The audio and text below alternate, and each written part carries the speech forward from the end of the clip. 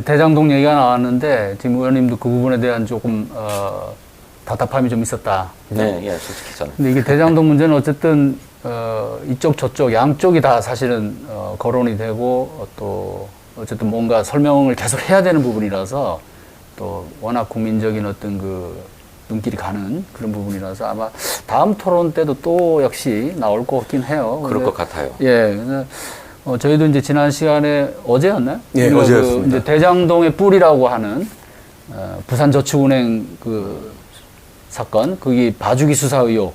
부실 대출 사건에 대한 봐주기. 예. 그렇죠.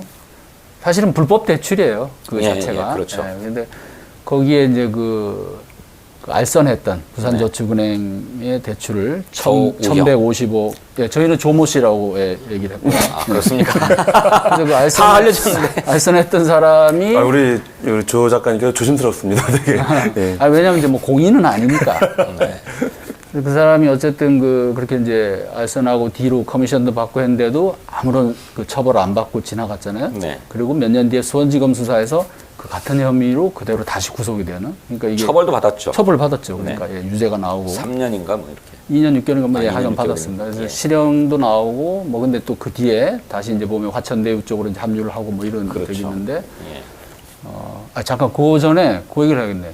어제 사실은 이제 그래서 조모 씨가 제가 얘기하다 보니까 그 뭐 변호사법 위반이라고 얘기를 했는데 그게 조금 잘못된 표현이고요. 그 내용은 비슷한데 정확하게 얘기하면 나중에 그 처벌받은 게 알선수재로 그렇습니다. 알선수재. 예. 수원지검에서 받았을 때는. 예. 그러니까 그 행위 자체가 예.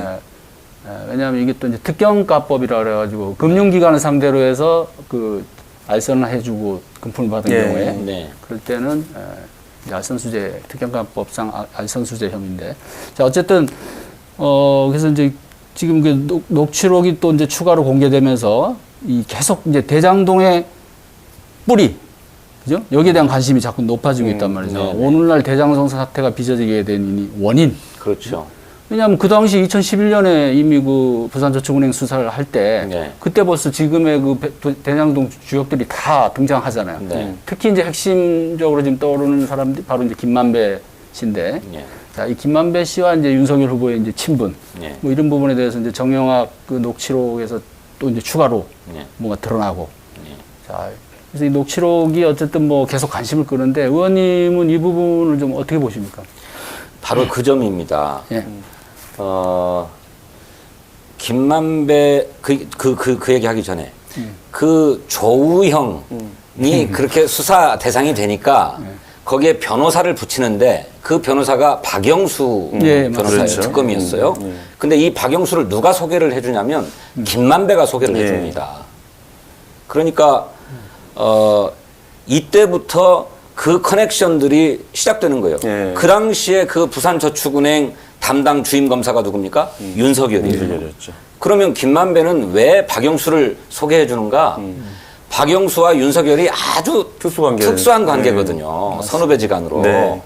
그러니까 틀림없이 박영수를 변호사로 선임하면 빠져나갈 수 있다 해서 김만배가 조호영한테 박영수를 붙여준 거거든요. 예. 실제로 담당 주임 검사가 다 수사했고 이 불법 대출의 규모도 다른 것에 비해서 다른 회사에 비해서 이 대장동이 굉장히 컸거든요. 예.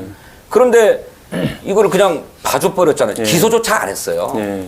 그 바람에 그 돈이 초기 그 대장동 그 사업팀, 예, 예. 거기에 이제 종잣돈으로. 예. 그걸로 그게 다 지주 흘러들어갔잖아요. 작업으로 다 쓰여졌던 네, 맞습니다. 거죠. 네. 땅 매입 자금으로. 그러니까 거기서부터 출발했는데 그렇게 되면 김만배와 윤석열의 관계도 설명이 되는 거예요. 그동안에 윤석열은 김만배에 대해서 어디 상갓집에선가 멀리 눈인사 한 번 한 사이다 이렇게 얘기를 했는데 그렇지 않죠. 네. 그 부산저축은행 대출 사건 이 부실 수사 사건에서부터 이미 관계가 형성되기 시작했음을 보여주는 거예요. 오래된 관계라는 것이죠. 그런데 아닌 게 아니라 김만배가 녹취록에서 이렇게 얘기하잖아요. 내가 윤석열하고 욕하면서 싸우는 사이다. 그렇죠. 예. 그러면서 아주 쌍욕을 하지 않습니까? 그러니까 이게 보통 사이가 아니라고 하는 것을 그 부산저축은행 사건에서부터 알 수 있는 거다. 두 번째로는 그 김만배의 녹취록에 또 역시 나오는 얘기인데 윤석열이 그랬대잖아요.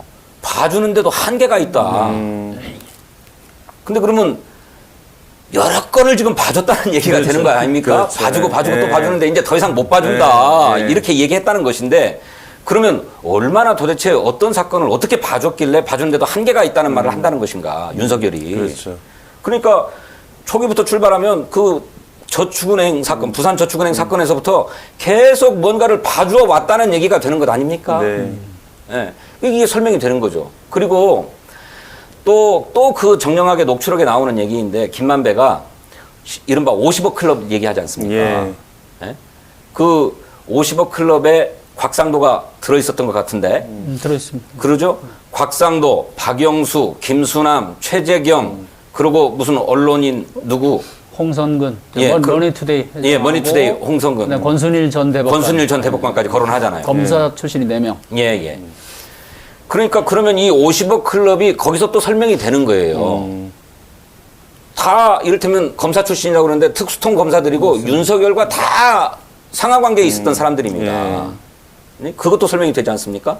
그러고 이제 또 결정적으로는 김만배의 누나가 윤석열 부친의 집을 사주지 않습니까? 그렇죠. 연희동 집입니까? 예. 연희동 집이요. 예.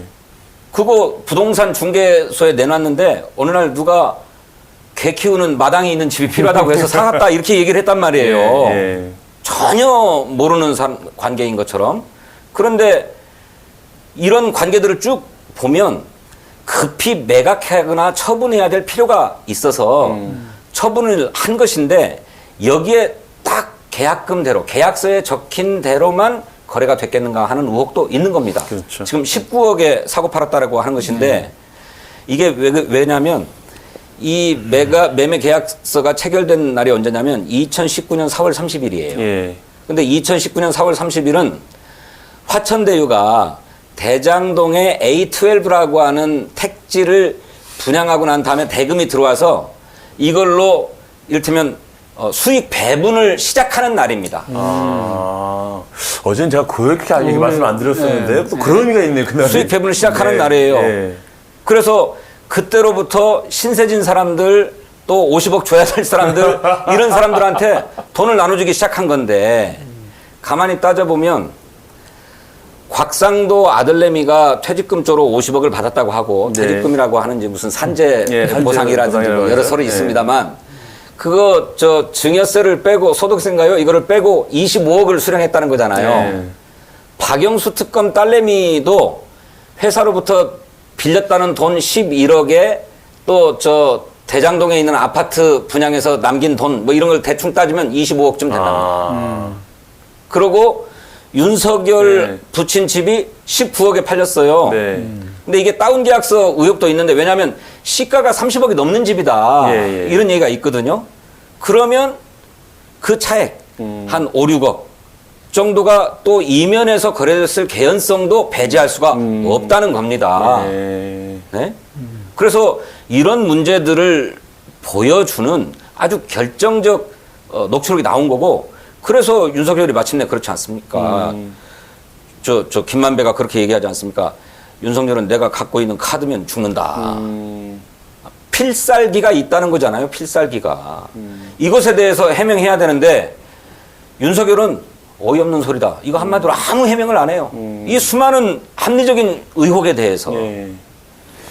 그러니까 이게 사실은 검찰이 우리가 이제 흔히 이제 선택적 수사를 한다고 비판을 하는데 원래 이렇게 수사 중에 범죄 단서나 이렇게 발견이 되면 수사해야 되는 거 아니에요? 당연하죠. 정상적이라면. 그죠? 당연하죠. 근데 안 하죠, 지금. 예. 그분 하나 가지고 지금까지 수사해 왔던 것 아닙니까? 그분이 지금 이재명 후보라고 예정해 놓고 예. 그걸 뒤지겠다고 막 수사를 한 거잖아요. 근데 아무것도 안 나왔지 않습니까? 지금 그분은 지금 다른 분으로 지금 이제 얘기가 이미 되고 다른 있죠? 분이라고 얘기했고 정치인은 없다 이렇게 얘기하지 않았습니까? 그분은 정치인은 아니다.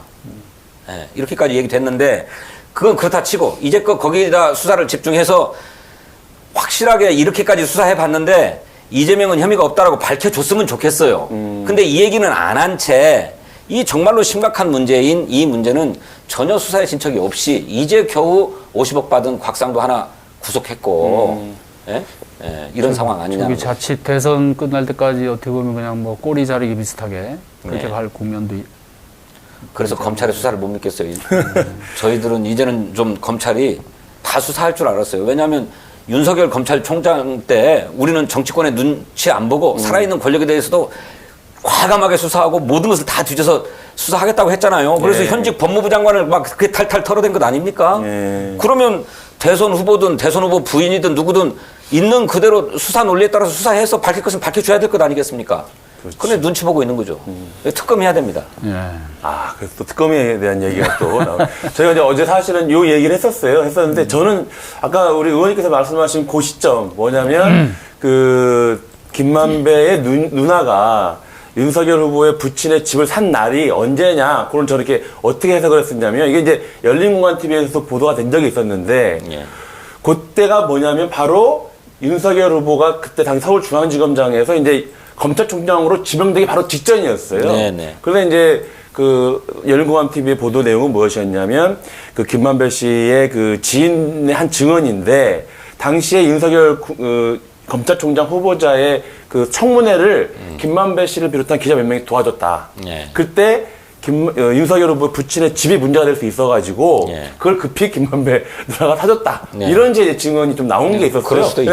그래서 그걸 제가 어제 소개드렸는데 그걸 시기적으로 지금 의원님 의원님 말씀이 더 말씀과 어떻게 보면 의원님 말씀이 더 좀 개연성이 좀 있어 보이네요. 예. 제가 말씀. 그러니까 이거 아니 뭐 이제- 그게 동시에 비슷하게 이제 그렇게 예, 그렇죠. 그런 겹칠 수도 다 있는 맞아떨어진 거고. 것일 수도 있죠. 근데 여기서 이제 공통된 건 뭐냐면 김만배 씨와 윤석열 후보가 뭐 10년, 그러니까 저 어제 해명한 게 뭐냐면 10년 동안 차 한 잔 안 마셨다라고 했는데 예. 그럴 일은 없었을 것이다라는 거잖아요. 욕하면서 싸우는 사이잖아요.